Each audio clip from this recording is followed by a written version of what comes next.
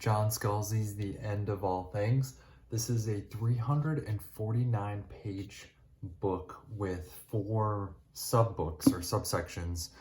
This is the conclusion of the Old Man's War series, so if you like sci-fi and you're into space adventures, this is the book for you. This wasn't as fast-paced as the first 2 books, which had a lot of combat and action, that kind of thing, meeting new alien species, that kind of thing. This focused more on the entire universe. Each book was from a different perspective, a different main character. And the first one focused on, it was called Life of the Mind, and was focused on I don't remember the name of if it was a human or an alien or what, but a brain in the box. So they removed the brain from the sentient life form and stuck them in a box, and then allowed them to control a spaceship, trained them, and then this shadow group called the Equilibrium used that ship controlled by a brain to do its bidding. And they used this to pit the 2 major power players or political players in the universe against each other. There is the Conclave and the human colonial union. So they stole ships from each one of them, each of the groups, and then kind of pitted them against each other because both groups had them going missing near the other's space area. So this was kind of neat and kind of nefarious, right? A small group acquires a few ships and then uses them to do bidding, starting a war against the power players. That was the goal anyways. So Life of the Mind is the story of the brain in the box. He was able to escape one of the 100 or 200 ships that got taken and turned into a brain in the box. This guy escaped and told his story. The next one, Hollow Union, is kind of neat because it is the Conclave, and it's a lot of General Gao, the founder of the Conclave, and his second in command, Hefty Sorvat. Goes into a little bit of the background of their race and how that works.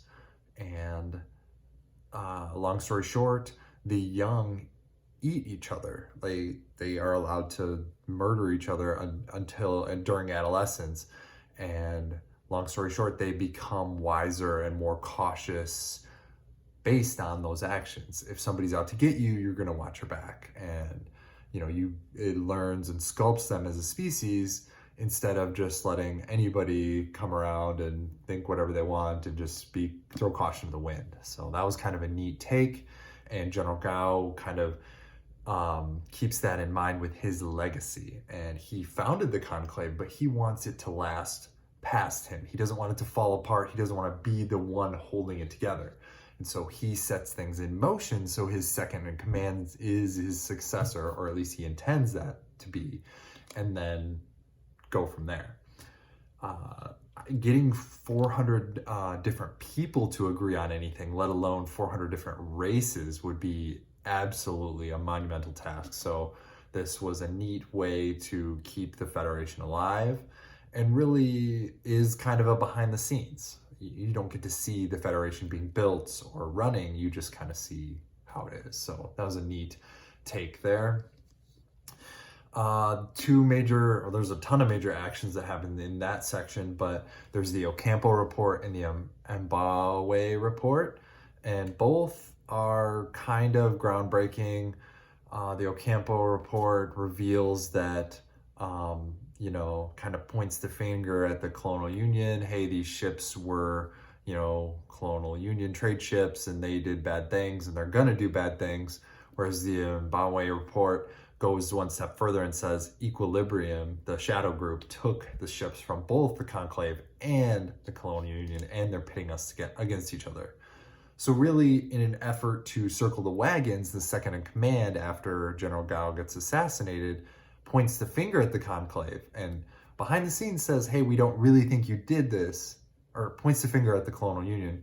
We don't think you did this, but openly we have to say we need a scapegoat. And so that was interesting from a politics perspective, but if you don't care about politics, it probably isn't very interesting. So Can long endure is then the flip side, the colonial union side.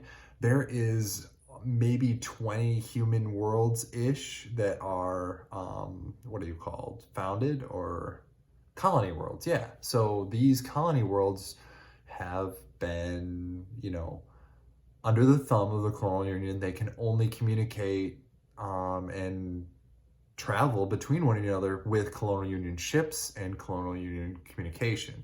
So really it is a little bit oppressive. All communication is controlled, and that becomes a problem. The human colony worlds start to get rebellious and want more autonomy. They want to be able to do more things for themselves.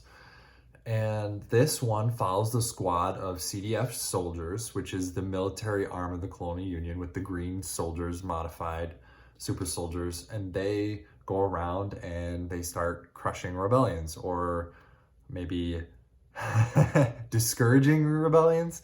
Either way, so this is a neat take because they are soldiers. They're foot soldiers. They follow orders. They do what they're supposed to do. And you kind of get to see how they respond when they're, stomping humans under their own boot. Not exactly like that, but, they're crushing rebellions, human rebellions. They signed up to go into space and fight aliens. And instead they're, policing their own human kind. So that kind of adds another layer, another perspective to the whole universe. And To Stand or Fall is the last section, the conclusion. Brings it all in with Harry Wilson, who has been the focus of the last 2 or 3 books, or played a large role the last half of the series. And the equilibrium ending does come to a conclusion, and it ties it back with the life of the mind. Harry is able to convince the brain in the box to talk to the other ships and attempt to get them to surrender above Earth before Equilibrium's ultimate goal is to destroy Earth and just destroy the Conclave, destroy Colonial Union, the end of all things, destroy everything, the order as is, so then everyone can go back to creating their own colony worlds and that kind of thing. So that was the goal of the Shadow Group, and I won't give away the ending. I did like how both Wilson's ending goes and the ending for Earth. It turned out pretty solid. So overall themes for this book series, Federation of Planets, not only different races, but also amongst humans. So that's a neat take. Keep in mind that there's, anything's possible, and even getting large groups to agree to any simple task is not easy.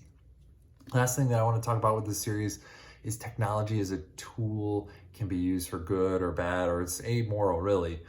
And that kind of goes with the colonial union using the technology to say, hey, we built this beanstalk on Earth, you can't possibly replicate it. Also, like, lording over all the communications and keeping the colony worlds not filtered, but like in the dark, that only messages can get through what the colonial union agrees to. So this was a really good series. If you haven't read the first 2, I highly recommend them. The rest of the series is good. It's interesting. If you like the universe, they play really well, but the first 2 by far are amazing. So this is the end of all things, the final book of the series, and buy your books used if you can.